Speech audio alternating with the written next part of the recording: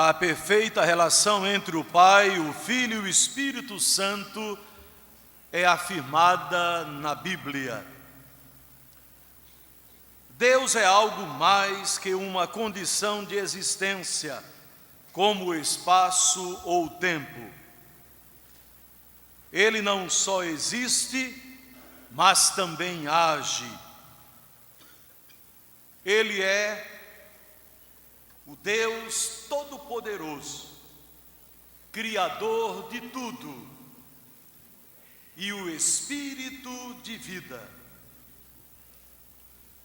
Só depois da vinda e obra redentora de Cristo é que os homens, no tempo, passaram a viver para a eternidade. O Espírito Santo é o Paráclito de Deus, advogado, consolador e quem ministra a salvação aos eleitos de Deus. Eu mencionei as 3 pessoas da Trindade. Elas agem conjuntamente. Deus, o Criador, Jesus Cristo, o Salvador, e o Espírito Santo, o Consolador. Os 3 agem em perfeito relacionamento para alcançar a vida daqueles que são eleitos e para a promoção da santidade na vida dos eleitos, para que eles cheguem à maturidade espiritual. A Trindade age na vida dos salvos, promulgando o atestado de óbito do velho homem, ou seja, da velha natureza. Paulo, escrevendo aos crentes em Roma, ele diz: assim, pois, irmãos, somos devedores não à carne, como se constrangidos a viver segundo a carne. Fomos alcançados pela graça de Deus e esta graça transformou a nossa vida, mudou o nosso coração, nos fez novas criaturas. Por isso ele deixa claro que agora, como novas criaturas, nós não somos mais devedores à carne, ou seja, não devemos estar inclinados para as obras da carne. Não devemos ser crentes carnais, voltados para os prazeres da carne. E Paulo afirma que a carne gera morte, morte espiritual, porque se viverdes segundo a carne, caminhais para a morte. Neste relacionamento espiritual com Deus, quando se vive pela carne, então a morte espiritual pode chegar à vida, quebrando a comunhão com Deus, quebrando o relacionamento com o Senhor, trazendo morte para a própria vida do cristão.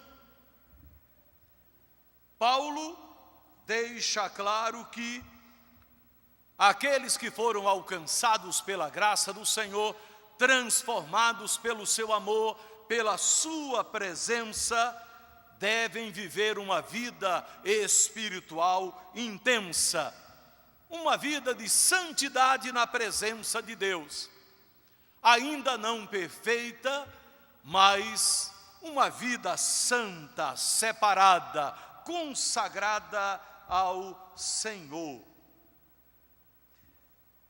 Ele deixa claro que viver pela carne produz essa morte espiritual, a quebra da comunhão com Deus, esfriamento espiritual, a perda da alegria da própria salvação, porque às vezes a mente se torna cauterizada, insensível ao toque, à voz do Espírito Santo. Mas Paulo fala da necessidade da mortificação dos feitos da carne. Ele declara: mas se pelo Espírito, o Espírito Santo, mortificardes os feitos do corpo, certamente vivereis. Renunciando aos prazeres da carne, aos pecados, para viver uma vida digna do Senhor, então haverá a verdadeira vida naqueles que assim procedem. Quando Paulo usa essa expressão, mortificar os feitos da carne, do corpo, mortificar é equivalente a considerai-vos mortos. Mortos para o pecado, mortos para as coisas do mundo. Então seria renunciar às práticas pecaminosas do passado e rejeitá-las no presente. Viver uma vida de santidade na presença do Senhor. Renunciar às obras da carne. Viver uma vida espiritual profunda, marcada pela presença, pela obediência, pela submissão ao Senhor. E ele declara em Gálatas 5:24, os que são de Cristo Jesus crucificaram a carne com as suas paixões e concupiscência, com os seus desejos. Ou seja, anularam o velho homem, a velha natureza, para viverem em novidade de vida na presença do Senhor. Isso é suplantar o ego, reprimir os desejos carnais, os sentimentos anômalos que muitas vezes alcançam a nossa vida. É viver uma vida de consagração ao Senhor. Então, a palavra deixa claro que o Senhor promulga a morte do velho homem, da velha natureza, a natureza carnal, porque quando somos alcançados por Ele, o seu Espírito é interiorizado em nós. Então, não devemos mais viver pela carne. Ainda estamos na carne, mas não devemos viver pela carne. Devemos viver pelo Espírito, uma vida digna do Senhor Jesus. A Trindade age na vida dos salvos, primeiro promulgando o atestado de óbito do velho homem, da velha natureza. Mas a Trindade age na vida dos salvos, decretando a certidão de nascimento espiritual. Quando o Senhor nos alcança, a nossa vida é transformada. E há um novo nascimento, um nascimento espiritual. Ele implanta uma nova natureza espiritual em nossa vida. Ele implanta um DNA espiritual para que não sejamos mais carnais, naturais, mas agora sejamos espirituais, porque fomos alcançados pela sua graça transformadora. E Paulo afirma isto com muita propriedade quando diz: se alguém está em Cristo, nova criatura é. As coisas velhas já passaram, eis que tudo se fez novo. Ele não está falando de uma mera maquiagem que a pessoa sofre, ou uma mera plástica sofrida pela pessoa, mas ele está falando de um transplante espiritual. Recebemos um novo coração, a vida é transformada, tornamo-nos novas criaturas nele. Não é apenas uma mudança de religião, não é apenas tornar-se um religioso, mas é uma nova criatura que surge, uma vida transformada pela presença do Senhor, pela interiorização do Espírito Santo. Acontece uma mudança completa, que no grego é metanoia, uma meia volta, uma mudança completa de mente, de atitudes e de destino. Assim como aconteceu a Zaqueu. O Senhor mudou completamente a sua vida. Jesus disse: hoje houve salvação nesta casa. Quando ele disse: Senhor, se eu tenho defraudado alguém, eu entrego metade dos meus bens para os pobres e restituo 4 vezes mais àqueles a quem porventura eu tenha defraudado. Mostrando que houve mudança na vida, nas atitudes de Zaqueu.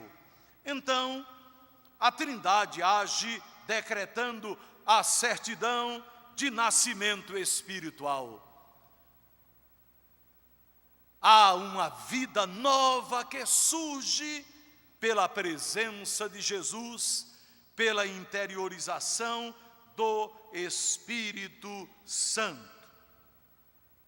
É ser cristão autêntico, comprometido com Deus e com a sua palavra. E assim a vida é guiada pelo Espírito Santo, conforme a própria palavra afirma: pois todos os que são guiados pelo Espírito de Deus são filhos de Deus. E a própria palavra diz: se alguém não tem o Espírito de Deus, esse tal não é dele. Então, a marca de filho é exatamente a conversão e a interiorização do Espírito Santo na vida. A vida torna-se cheia do Espírito Santo, dominada por ele. O Espírito Santo orienta as escolhas, ele dá discernimento, submete a pessoa à vontade de Deus, leva a depender exclusivamente de Deus. Mas a palavra também afirma que o homem natural não entende as coisas do Espírito.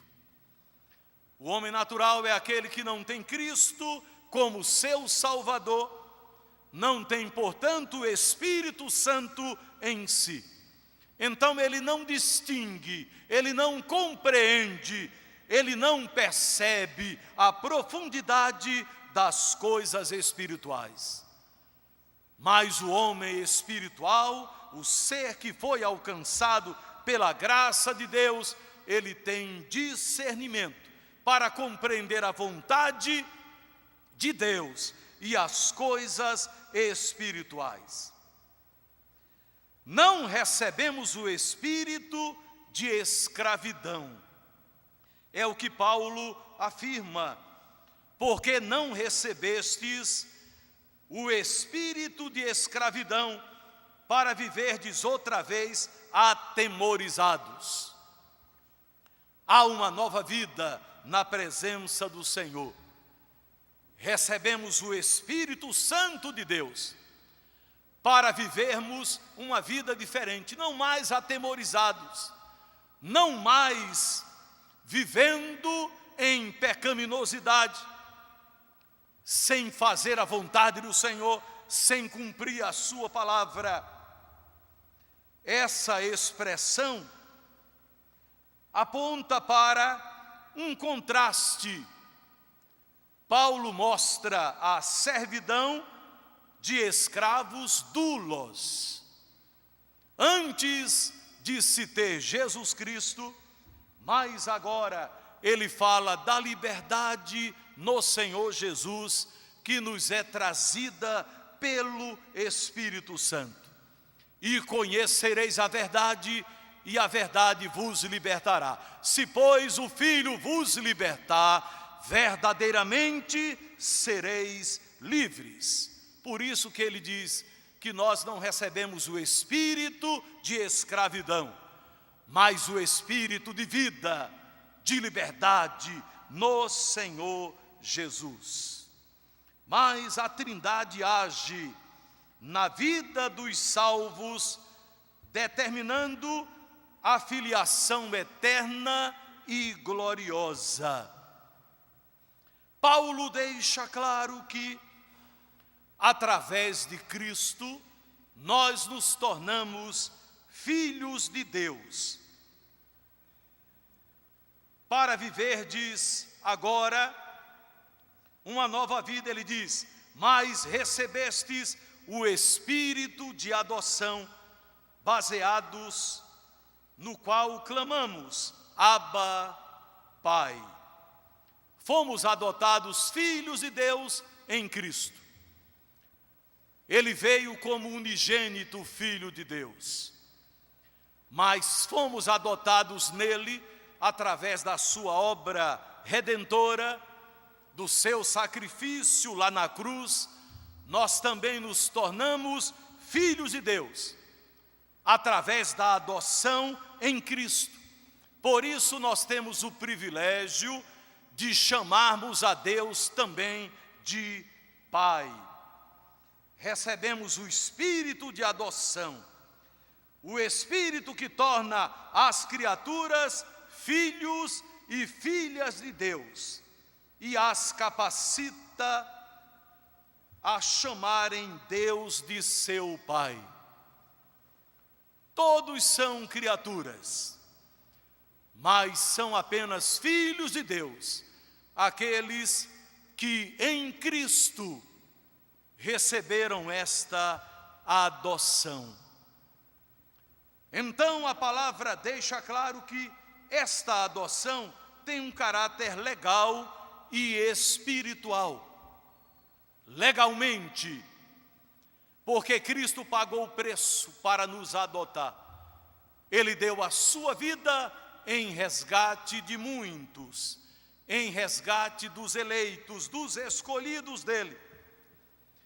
Então, legalmente, nós nos tornamos filhos de Deus, mas também espiritualmente.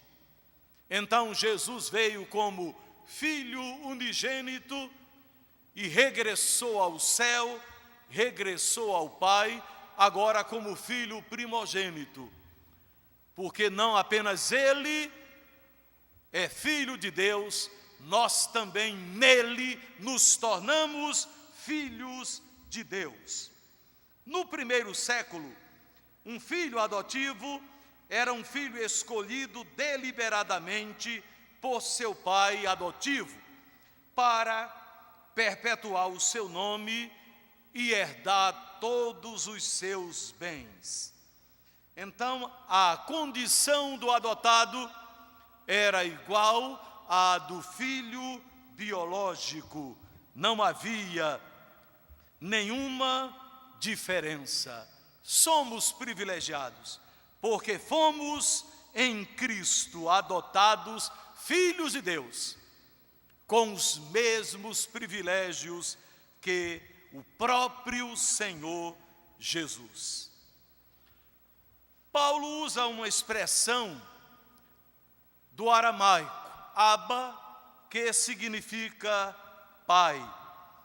Então, baseados no qual clamamos, Abba, Pai. Então, é uma palavra aramaica que veio a ser usada pelos judeus como um termo familiar com o qual os filhos se dirigem aos seus pais. Uma forma carinhosa, meu pai, papai, paizinho. Então nós, como filhos de Deus, temos este privilégio de chamá-lo meu pai, papai, meu papaizinho. Lutero declarou: esta é uma palavra tão pequena e, no entanto, abrange todas as coisas. A boca não fala assim, mas o afeto do coração fala deste amor. Ele diz que essa expressão, Abba, Pai, é uma expressão que não soa apenas dos lábios, mas é algo produzido pelo coração. Então nós, como filhos, quando nos dirigimos ao Senhor, estamos expressando este amor, este afeto em chamá-lo de Pai. Portanto, somos privilegiados. Somos filhos de Deus e o próprio Espírito testifica com o nosso espírito que nós somos filhos de Deus. Testificar é atestar, confirmar. Então, quem tem o Espírito Santo na vida, recebe esta confirmação. O Espírito atesta que nós somos filhos de Deus. Se somos filhos, somos herdeiros de Deus. É algo sublime, algo maravilhoso. E Paulo diz: ora, se somos filhos, somos também herdeiros. Há uma herança espiritual eterna que nós recebemos em Cristo. Uma herança incorruptível, uma herança que nos será entregue na presença do Senhor na própria eternidade. Esta herança passa pela própria vida eterna que nós obtivemos em Cristo, o galardão que nós receberemos quando chegarmos na presença do Senhor, e outras partes que não foram trazidas, não foram anunciadas na própria palavra de Deus, que nós só vamos conhecer quando estivermos na presença do Senhor, na glória celestial. Paulo afirma de forma muito significativa que nós somos herdeiros de Deus e co-herdeiros com Cristo. Estamos em pé de igualdade em relação à herança celestial com o Senhor Jesus. Somos co-herdeiros com Cristo porque a glória que herdaremos pela graça é a glória que de direito pertence a Cristo. Na oração sacerdotal ele disse: Pai, volta a dar-me a glória que eu tinha contigo antes. Como co-herdeiros, pela graça, nós receberemos parte desta glória em nossa vida. Glória que por direito inicialmente pertencia apenas ao seu Filho unigênito, Jesus. Paulo afirma que, se com ele sofrermos, também com ele seremos glorificados. O Evangelho não diz que os servos de Deus, as servas de Deus, estão isentos e isentas de qualquer sofrimento, de quaisquer problemas. Não. Neste mundo tereis aflições, disse Jesus, mas tende bom ânimo, eu venci o mundo. Então a glória de Deus que há de ser revelada em nós não pode se comparar com o sofrimento deste mundo. O sofrimento é o necessário prelúdio da glória celestial. Portanto, meus irmãos, o sofrimento do tempo presente não pode jamais ser comparado com a glória de Deus que se manifestará em nossas vidas para toda a eternidade na presença do Senhor. O poeta sacro, em um dos nossos hinos, afirma no estribilho deste hino: jamais se contou ao mortal, jamais se contou ao mortal, metade da glória celeste jamais se contou ao mortal. Um dia seremos glorificados, receberemos a glória do Senhor sobre nós e viveremos eternamente na sua presença. Já estamos livres do domínio do pecado, mas estaremos também livres da própria presença do pecado. Somos privilegiados como filhos de Deus, amados e cuidados por Ele. Devemos viver em novidade de vida, em santidade de vida, fazendo a vontade do Senhor. Saiba, Deus não tem filhos de segunda, Ele só tem filhos de primeira. Filhos que foram adotados do Senhor Jesus para viverem para a glória do Senhor.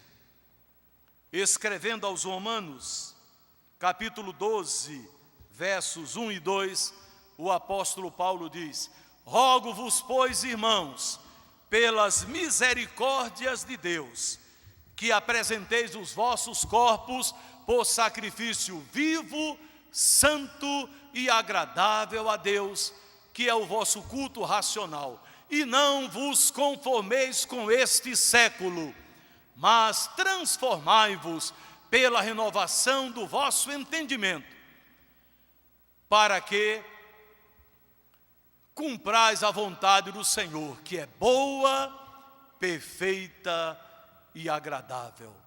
Que o Senhor nos ajude a viver uma vida de santidade na sua presença para agradá-lo.